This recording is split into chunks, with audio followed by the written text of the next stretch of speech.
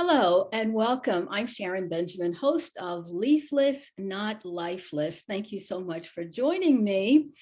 Did you know that, according to Encyclopedia Britannica, the leaves fall from the trees not just because it's autumn, but it's actually a protective mechanism. Evergreens have wax and resin on their leaves, so they're protected. However, the deciduous trees don't have that protection. So the leaves have to fall in order to give place for new production. You know that water expands when it freezes. So if the leaves stayed on the trees and the water froze and expanded, then the leaf cells would be ruptured and it would inhibit photosynthesis. So they're not just falling just because it's autumn, and they're not just falling to the ground. It's not a waste. So when they fall to the ground, they decay and they also help with new growth. Interesting, right? So as you can see, it's very important that the leaves fall. So it's not really a loss. When they fall, they are also helping others, helping to cause other trees and other plants to grow. Have you ever found yourself in a situation where it looked leafless, but actually during that process, you were actually growing and you actually came out on the other side as a full blossomed person? So I have a guest with me today with such a life. Carlos started out, like anybody else, started out with a bright life. He had vibrant colors and excitement and light. And as time went on, something happened. So by the time he was 7 years old, he was completely blind. The light and the colors, the lights and the colors were a memory. However, as you will see as we're talking, the excitement never waned. So Carlos, thank you so much for being with me. I'm really excited to have you here. Thank you so much, Sharon, for having me and inviting me to have this conversation with you today. I'm looking forward to this. Yeah, so Carlos, give us a kind of a snapshot. Lead us up to the time when you started to lose your vision.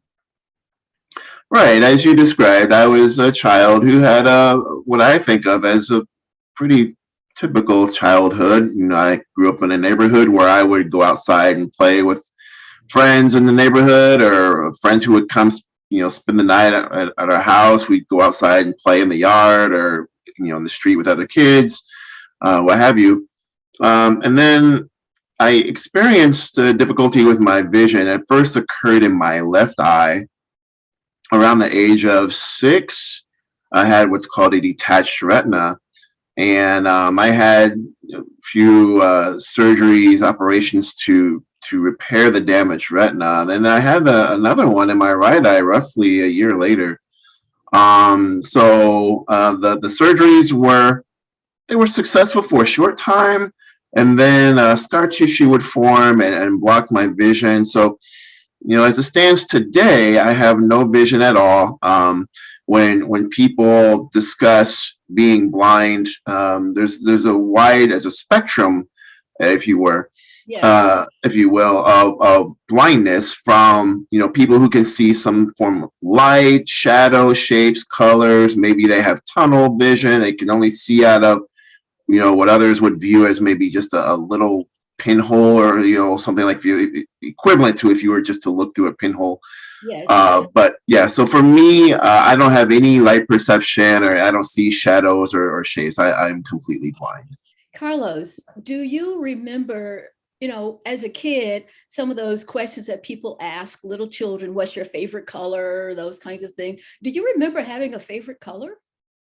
I do. I would say like purple, when I was a kid, would have been one of my favorite colors. Blue, purple, something in that range. Yes. Yes, Yeah, absolutely. that's interesting. So Carlos, when you started to lose your vision, or maybe by the time you had lost it completely, what were your emotions? Did you feel angry or upset, or were you still the happy child, as before you lost your vision? Right. Yeah. So I I believe I was probably too young to feel angry. I know, some people, who experience an event, may feel angry at God, or just mad at the world, but I didn't have anger. I don't recall feeling that. What I do recall though is the fear. At that age, everything is so visual. I mean, that's the world I grew up in. Seeing everything around me, interacting with things that I could see. So it was more fears, what I recall initially. In those initial days when I wasn't able to see what was around me. So how But was it for your friends? How did your friends respond, if you can remember? I know that, as you said, being very young, sometimes we don't notice, or kids don't notice certain things in that area. But do you mhm. remember how your friends responded? Yeah, I think, at first they just weren't sure. And then I was going through, phases where I would have eye surgery. So, I just remember my mom or dad just giving my friends just little instructions, hey, he's not allowed to rough house, play rough and this and that. He's not allowed to, bump his head, this and that, because of the surgeries had taken place, and Yes. there was still some healing going on, internally for me. So that was about it. So the friends that I knew, primarily, before I went blind, I still had. Maybe your circumstances change where I may not have seen them as often because having to change schools or what have you. But no, there's a friend of mine, couple people, actually, that I was close to back then, that we're still really really good friends today. That's awesome. That's awesome. So, how was it for your parents, though? And was there a difference in how your mother responded as opposed to the way your father responded? Because, mothers love their babies, and whenever anything happens to the babies, it's, oh my God, what's going on? So, was there a difference Yeah. in your parents' response to your blindness? Yeah, so yeah, everybody, deals with these events in their own way, certainly. And of course, I do remember, my mom, being very protective and not wanting me to, you know, just experience anything negative. I think she's just very protective, Yes, yes. um, and understandably so. I understand that. And dad was protective too, but dad was also, I think he sought out ways that I could do things. I mean, I had a desire. I mean, it wasn't like it was never in my mind to just sit back and think, woe is me, I can't see, therefore I can't do anything. I mean, I still had a desire to do things, and ride my bicycle, or what have you. So, I mean, my dad, I remember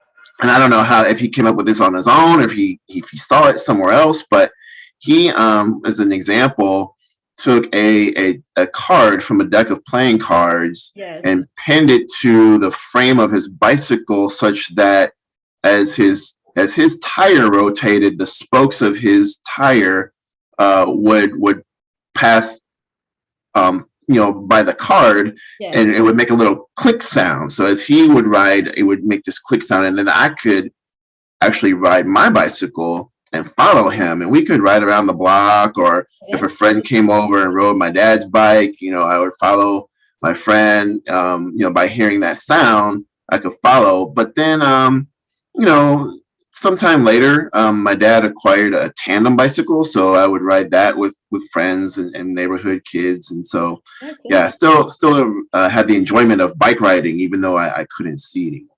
Well, as I mentioned in the introduction, your introduction, although the lights and the colors were gone, it's obvious that you still had a bright outlook on your life, as opposed to someone who, you said you didn't look at it as woe is me, as some people do, and as Right. some people did.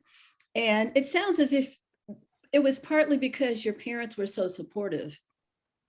Yeah, I mean, in the very, very early days, in like the initial days when I first lost my vision, I think, eating a bowl of soup, to avoid, me spilling anything, feed me. And I was like, I can feed myself. I don't need, so just little things like that. And then add it up over time. Like, I still want to do these things. I don't want somebody just doing everything for me. So absolutely. Yes, I remember for a while, I lived with my pastor and his wife in DC, whose blind uncle lived with him. And I remember her using the clock method for Hmm. his food, which I had never seen. And Right. I thought that was quite interesting for her to do that. And he just, he operated kind of on his own for the most part. Yeah. Yeah. Go ahead. Yes, yeah, that's a really neat method for anybody who's not aware. Basically, thinking of a plate in front of you like a clock. So, 12 o'clock would be the center top. 3 o'clock would be to the right. And so on around like a clock face. But yeah, that's a really good method to use to help orient somebody to where things are located on their plate. Yeah, so it's so good to hear that, even as you were in this situation, it was so upbeat. And I've said, you've taken this situation that some people would take and just say, well, I can't do anything else. But you've done so much. You've done just a lot of things. Tell us about your schooling after you became completely blind and you had to, what kind of adjustments were made? Right. So before losing my vision, I attended a private school. Which was a good experience. But once I became blind, that school didn't have any accommodations for a blind child. So, my parents then enrolled me into the public school system. They had a choice of either sending me to the state school for the blind or the public school system locally, and they didn't want me to travel away. I would have had to have basically lived at school all week long and then only visit on weekends, and they didn't want that for me. So I went to the public school system where I was able to learn Braille. So I learned to read and write Braille.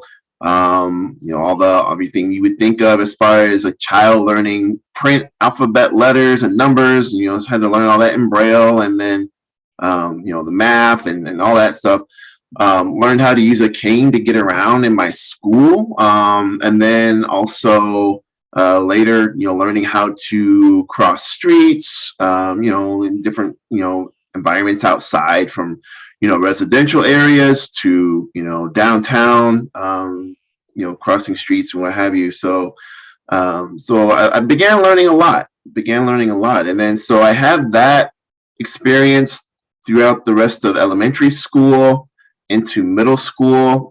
Even the year before going to my middle school, I started learning how to get around the middle school, so that by the time the first day of classes would come in seventh grade, for me at the time, middle school was just seventh and eighth grade.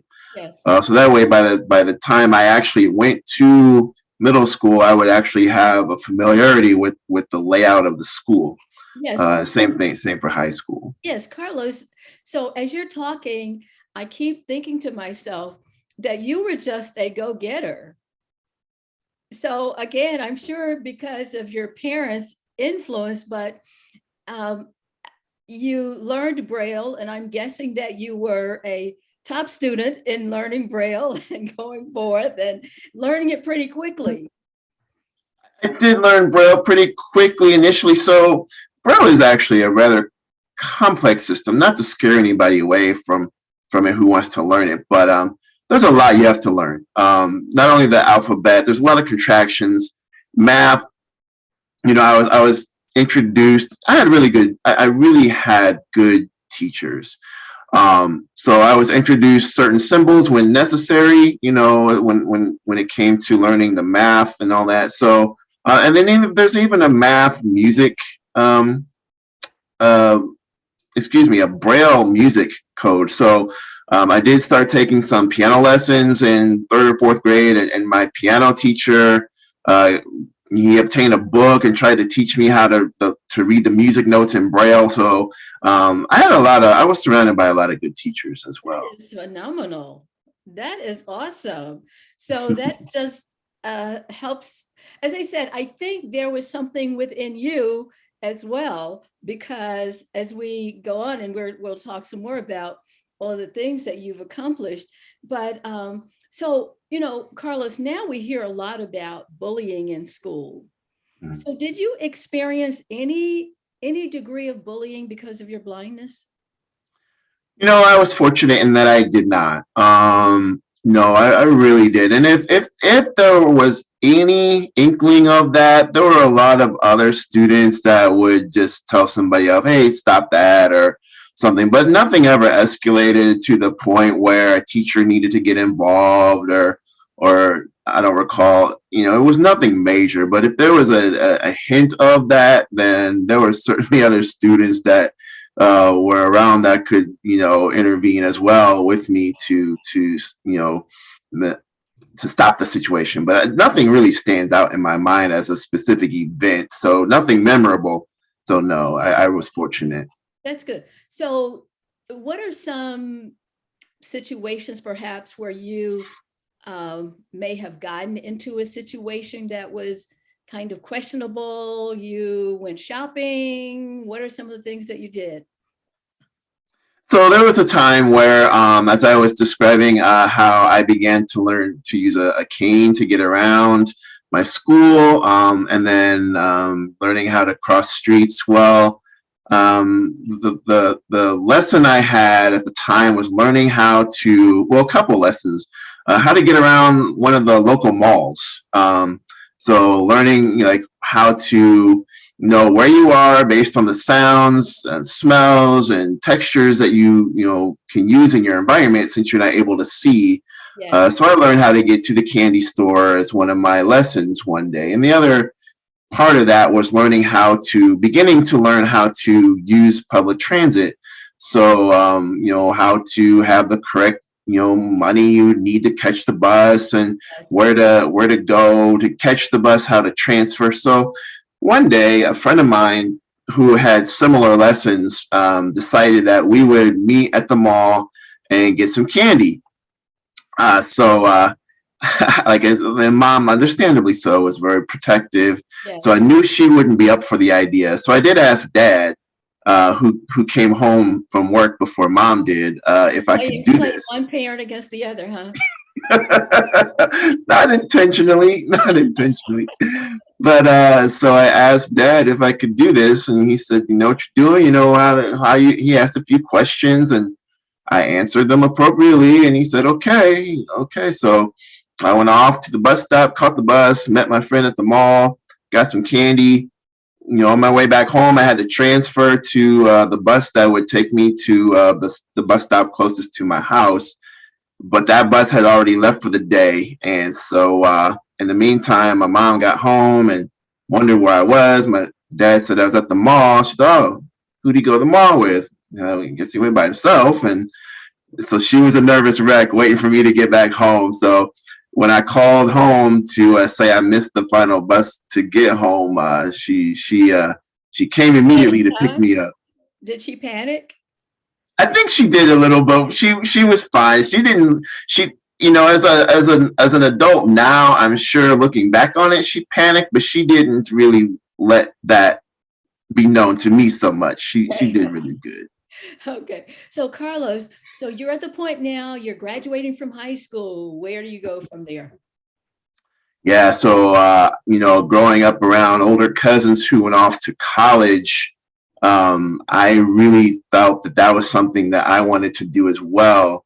So I looked into different colleges, settled on Ball State University here in Indiana for a few reasons. One is I initially wanted a career in broadcasting. I thought I wanted to go into radio broadcasting.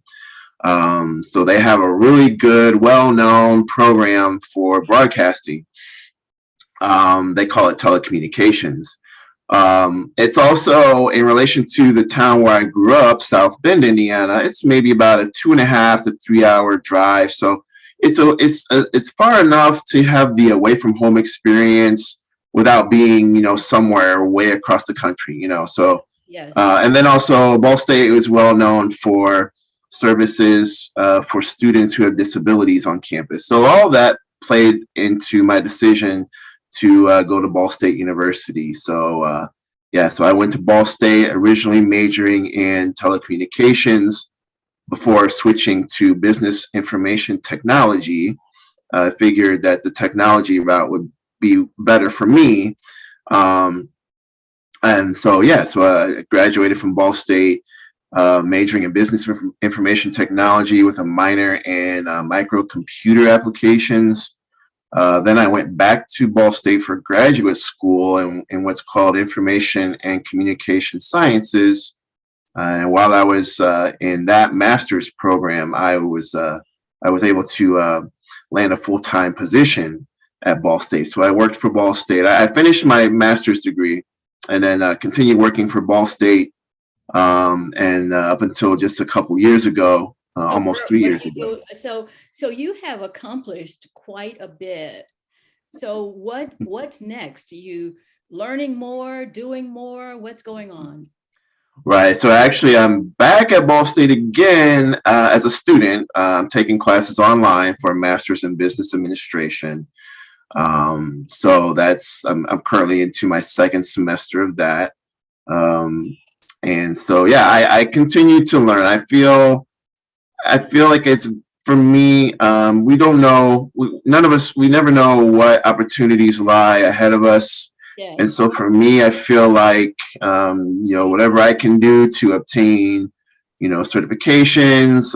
This MBA program is something I contemplated for a long time actually, and I just decided last year, time's not going to stop. I might as well just do this if I want to do it. So Someone yeah. said, you might as well do it now because 5 years from now, you will still be where you are unless you go ahead and do it. Right, And right. right, So time doesn't stand still.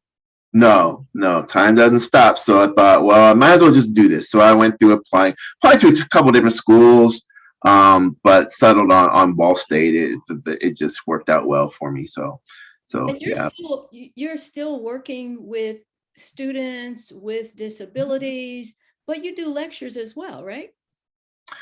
I do, so my job at Ball State was working with students, faculty, and staff with disabilities, providing technology solutions. And so my job now, still working with students with disabilities, but from all over the state, providing them with internship opportunities. But I do a lot of presentations. I speak to classes, all sorts of groups. From people in corporate environments. To classes, young children. I actually will be speaking to a group of second graders next week about being blind. So I do a lot of presentations, absolutely. So the second graders, are these students with disabilities, or is this a presentation of awareness? This will be a presentation of awareness. So I worked with a foundation, an organization in Indianapolis who does a lot of programming, awareness programming for a lot of schools in the Indianapolis area. So they reached out to me to ask me if I would be one of the presenters because the school asked if they could have somebody speak about living with blindness. So I said, yeah, thank you for thinking of me. I'm happy to do it. Sounds good. I know that presentations of awareness and providing information about people with any disability kind of gets rid of that, what you might see as sometimes it looks as if the fear from people who don't have any disability. Sometimes they don't know what to say, what to do. Do you find that sometimes you encounter people who just because they're blind, they're not sure whether you are hard of hearing or, all of those different kinds of things that people think? Absolutely. I've had so many instances of that. So, it's funny because I remember even in high school, if I'm, walking down the hall, even in college, walking down the hall and somebody sees me coming and they're maybe sitting outside of a classroom waiting to go in, and they're sitting on the floor, and they think, okay, I'll be quiet. Maybe he won't notice me. But well, if you're quiet, I don't know you're there. Um, but yeah, absolutely. I have people who have just don't know what to say. And I've had people just out of the blue just walk up to me and say things like, I feel so sorry for you. And I have to ask them, why do you feel sorry for me? And they said, well, I mean, you can't see, you can't this, you can't that. And it's like, well, no, I mean, yeah, I can't see, I'm blind, but no, I've had a great life. I've been, blessed to have so many opportunities and things that, I love to travel and do these different things, so, they make assumptions, about me, but it's like, well, you don't feel sorry for me, because I've been blessed in my life to have so many amazing opportunities. There is something that we have heard or that people have said. If a person have one disability, another sense is heightened. Is that true? Is that a fallacy? Right. Yeah, it's definitely not. So the way I explain it is that, so, oftentimes you hear that, say, for example, a dog has better hearing than a human being. So they can hear different frequency ranges that we don't hear. So that's not that way. I don't physically hear better. I'm not sitting somewhere and physically hearing something that other people can't hear, but I'm more in tune with the sounds in my environment. And I use that. So, if I'm walking into a place that I'm not familiar with, I might be listening for certain sounds. So like if it's a store, I might be listening for the sound of the cash register, or at least if I can't determine where something is that I need, I can at least identify where somebody is that I can ask a question. Yes. When I was learning to navigate in my school when I was a child, there were certain textures on the floor that, or sounds such as, a water fountain.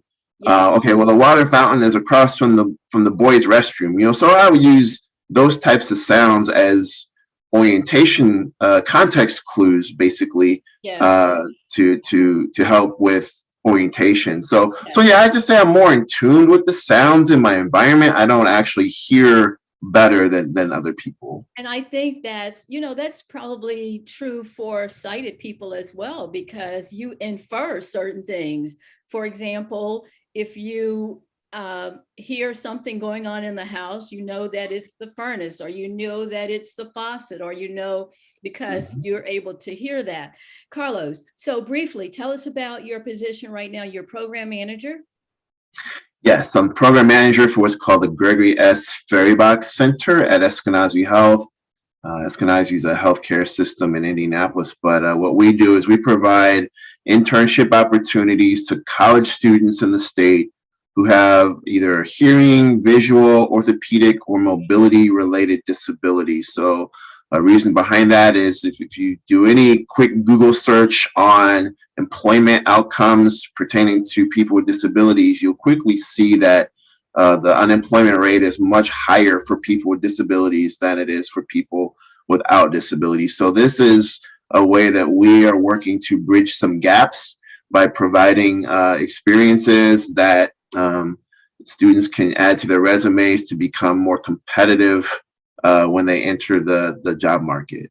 So Carlos, is that just for students in your state, or can other people contact you or the organization? So we work with students who are either residents of Indiana. They have to either live in the state, but maybe they go to school outside of Indiana, that's fine, or attending a school. Maybe they're a resident in another state, but they attend a school here in the state. So that's our target population for now. Okay, what is the name again? Because there might be someone listening who would like to research it and find Sure. a similar organization. Absolutely. So it's called the Gregory S. Ferrybach Center, and Ferrybach is FEHRIBACH Center at Eskenazi Health. Eskenazi is spelled ESKEN as in Nancy, so Eskenazi Health. And so if somebody, I'm happy to always speak to somebody who has questions about our program, even if maybe they're not directly qualified themselves. Always happy to speak with people about it and share the information that we can share. Carlos, it has been wonderful speaking with you. I'm sure the listeners will have enjoyed as well. Thank you so much. And thank you for listening. Thank you for being with me this time and joining in the audience for Leafless Not Lifeless. I'm Sharon Benjamin.